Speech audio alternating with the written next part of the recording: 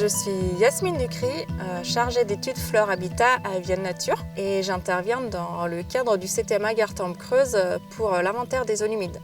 Vienne Nature travaille sur plusieurs volets du CTMA Gartempe-Creuse, donc on fait des inventaires de zones humides, mais on intervient aussi pour l'inventaire des odonates, des mulettes ou l'inventaire de la loutre. Alors pour identifier une zone humide, on a deux possibilités. On peut regarder les caractéristiques du sol ou avec les caractéristiques de la végétation. Donc pour les caractéristiques du sol, on va faire un trou dans le sol à la tarière à main.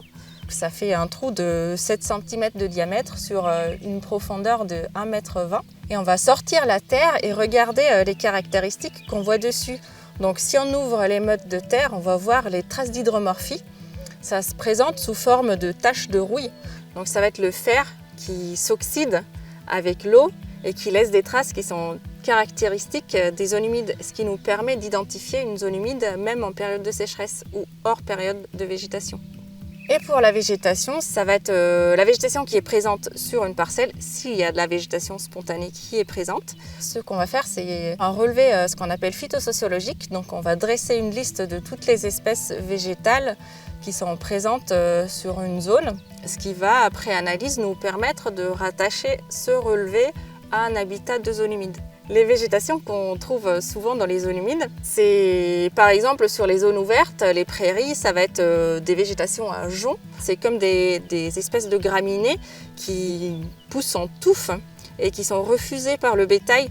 Et du coup, ça laisse une structure assez particulière sur les pâturages. Et sinon, on a aussi des zones humides en milieu fermé, donc dans les boisements, où on va trouver des espèces aussi caractéristiques des zones humides, par exemple la fritillaire pintade, les saules ou les aulnes ou encore des peupliers.